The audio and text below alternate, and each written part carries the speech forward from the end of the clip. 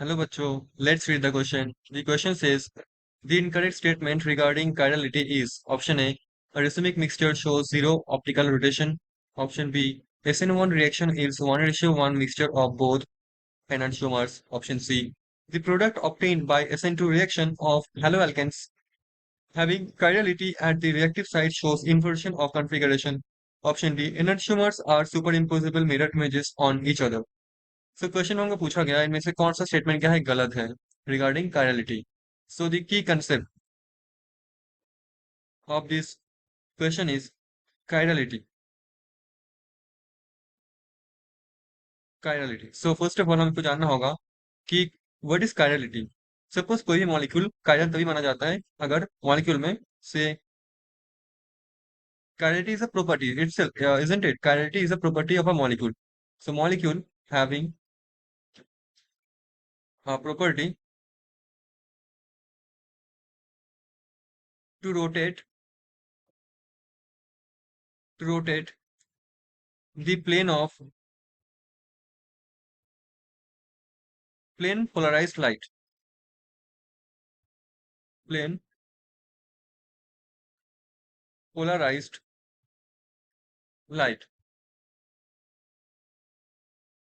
Right.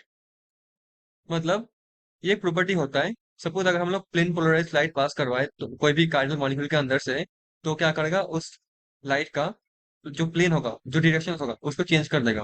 वो clockwise भी कर सकता है, एंटी क्लॉकवाइज भी कर सकते हैं. नाउ हमारा फर्स्ट ऑप्शन में देखो क्या है, racemic mixture. The what is racemic mixture हम जानते हैं. 50% आर एंड 50% एस का जो मिक्सचर है इसको बोलते हैं रेसिमिक मिक्सचर. तो racemic mixture show zero optical rotation हम जानते हैं. सपोज हमारा आर और इसका क्वांटिटी सेम सेम रहा तो इसको बोलते हैं रेसिमिक मिक्सचर. अगर आर हमारा सपोज क्लॉकवाइज हमको x डिग्री रोटेट करवाया, जो plane of the plane polarized light,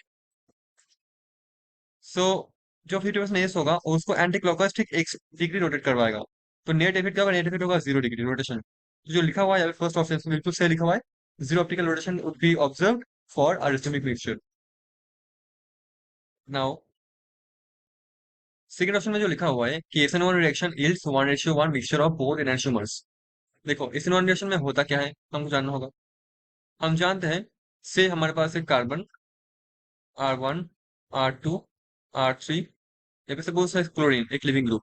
ठीक है. तो जब से ये लीव कर जाएगा थ्रू SN1 मैकेनिज्म, एक इंटरमीडिएट जनरेट होगा, इसको बोलते हैं कार्बोकैटायन.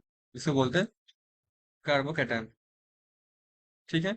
अब देखो हमारे पास जो न्यूक्लियोफाइल होगा वो क्या होगा, नीचे से अटैक कर सकता है या फिर ये ऊपर से भी अटैक कर सकता है. तो क्या होगा, हमको 50% मिल जाएगा हमारा आर, प्लस 50% हमको मिल जाएगा एस. ठीक है. तो ये है SN1 मैकेनिज्म जिसमें हमको 1:1 पे मिलता है मतलब 1:1 पे हमको आर और एस मिलता है.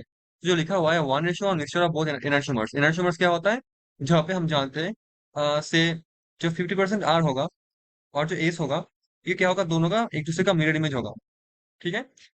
एब्सोल्युटली मिरर इमेज होगा, उसको बोलते हैं एनर्जियोमर्स. उसको बोलते हैं एनर्जियोमर्स.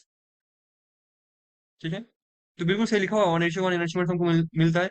सी ऑप्शन में देखो, the product obtained by SN2 reaction of haloalkane having chirality at the reactive site shows inversion of configuration. हम जानते हैं SN2 में क्या होता है. सपोज हमारे पास सी है, यहाँ पे है R1, यहाँ पे है लेट्स से R2, यहाँ पे है R3, यहाँ पे सपोज Br है. ठीक है.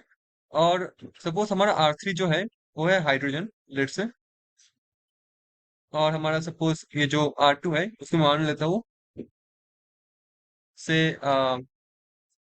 कोई भी ग्रुप ले लो. फॉर एग्जाम्पल कोई छोटा वाला फ्लोरीन ले लो, फ्लोरीन. तो क्या होगा, जब न्यूक्लियोफाइल अटैक करेगा, R1 का एल्किल ग्रुप है, बैक साइड अटैक होगा. यहाँ पे हमको मिलेगा ट्रांजिशन स्टेट कुछ ऐसा. यहाँ पे न्यूक्लियोफाइल, यहाँ पे Br से यहाँ पे होगा हमारा R1, यहाँ पे F और यहाँ पे hydrogen.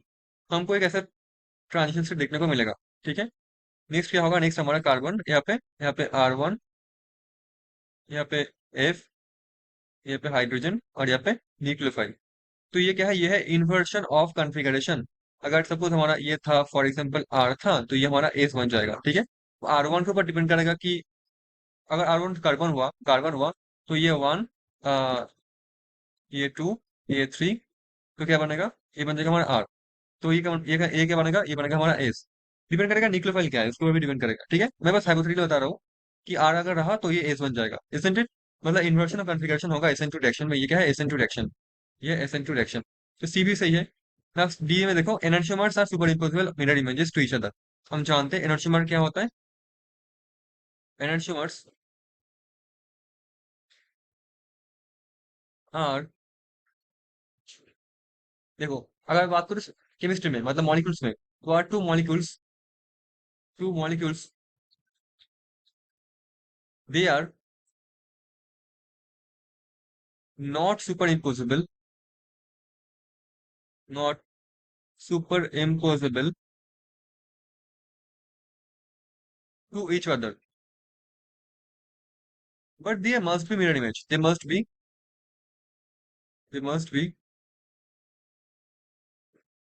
mirror image to each other, to each other. ठीक है, मतलब आप एक दूसरे को, मतलब एक को दूसरे के ऊपर सुपर इम्पोज नहीं कर सकते। ठीक है, बट एक दूसरे का मिरर इमेज डेफिनेटली होगा। तो ये होगा हमारा एनान्शियोमर। तो ये पे जो लिखा हुआ है, enantiomers are superimposable mirror images ना। अगर ये तो they are mirror images, but they are not super impossible. अगर सुपर इम्पोसिबल होता तो उसको बोलते हैं होमोमर्स।